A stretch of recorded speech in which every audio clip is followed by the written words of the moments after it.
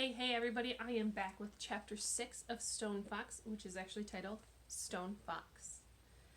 Little Willie went to see Mayor Smiley at the City Hall building in town to sign up for the race. The mayor's office was large and smelled like hair tonic. The mayor sat in a bright red chair with his feet on his desk.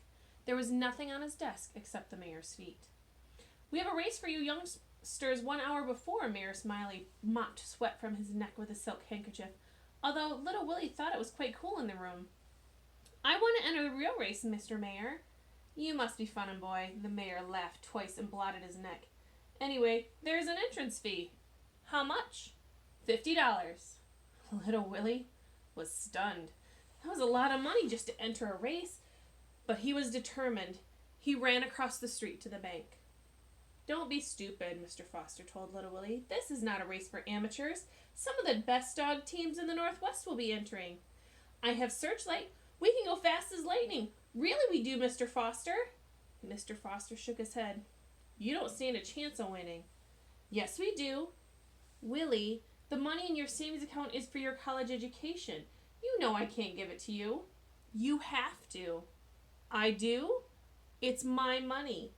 Little Willie left the bank with a stack of $10 gold pieces, 5 of them to be exact. He walked into the mayor's office and plopped the coins down on the mayor's desk. "Me and Searchlight are going to win that $500, Mr. Mayor. You'll see. Everybody'll see."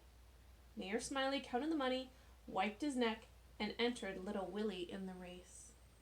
Then Little Willie stepped out of the City Hall building. He felt 10 feet tall. He looked up and down the snow-covered street. He was grinning from ear to ear.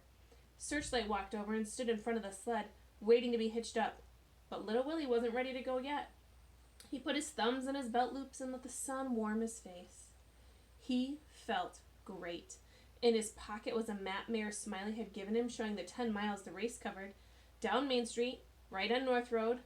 Little Willie could hardly hold back his excitement. 5 miles of the race he traveled every day and knew with his eyes closed. The last 5 miles back were into town along South Road, which was mostly straight and flat. It's speed that would count there, and with the lead he knew he would get in the first 5 miles, Little Willie was sure he could win. As Little Willie hitched Searchlight to the sled, something down the end of the street, some moving objects caught his eye. They were difficult to see because they were all white. There were 5 of them, and they were beautiful. In fact, they were the most beautiful Samoyeds Little Willie had ever seen. The dogs held their heads proudly up and strutted in unison. They pulled a large but lightly constructed sled. They also pulled a large, but by no means lightly constructed man. Way down at the end of the street the man looked normal, but as the sled got closer, the man got bigger and bigger. The man was an Indian, dressed in furs and leather, with moccasins that came all the way up to his knees. His skin was dark, his hair was dark, and he wore a dark-colored headband. His eyes sparkled in the sunlight, but the rest of his face was as hard as stone. The sled came to a stop right next to Little Willie. The boy's mouth hung open as he tilted his head way back to look up at the man. Little Willie had never seen a giant before. "Gosh," Little Willie gasped. The Indian looked at Little Willie. His face was solid granite, but his eyes were alive and cunning.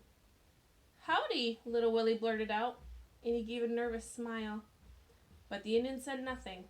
His eyes shifted to Searchlight, who let out a soft moan but did not bark. The giant went into the City Hall building. Word that Stone Fox had entered the race spread throughout the town of Jackson within the hour, and throughout the state of Wyoming within the day. Stories and legends about the awesome mountain man followed shortly. Little Willie heard many of them at Lester's General Store. "Was this time in Denver, he snapped a man's back with 2 fingers, said Dusty, the town drunk, but nobody believed him, really. Little Willie learned that no white man had ever heard Stone Fox talk. Stone Fox refused to speak with the white man because of the treatment his people had received. His tribe, the Shoshone, who were peaceful seed gatherers, had been forced to leave Utah and settle on a reservation in Wyoming with another tribe called the Arapaho. Stone Fox's dream was for his people to return to their homeland. Stone Fox was using the money he won from racing simply to buy back the land. He had already purchased 4 farms and over 200 acres. That Stone Fox was smart, all right. And the next week, Little Willie and Searchlight went over the 10-mile track every day until they knew every inch of it by heart. Stone Fox hardly practiced at all. In fact, Little Willie only saw Stone Fox do the course once, and then he sure wasn't going very fast. The race was scheduled for Saturday morning at 10 o'clock. Only 9 sleds had entered. Mayor Smiley had hoped for more contestants, but after Stone Fox had entered, well, you couldn't blame people for wanting to save their money. It was true, Stone Fox had never lost a race. But Little Willie wasn't worried. He had made up his mind to win, and nothing was going to stop him. Not even Stone Fox. That's the end of chapter 6. We'll see you next time.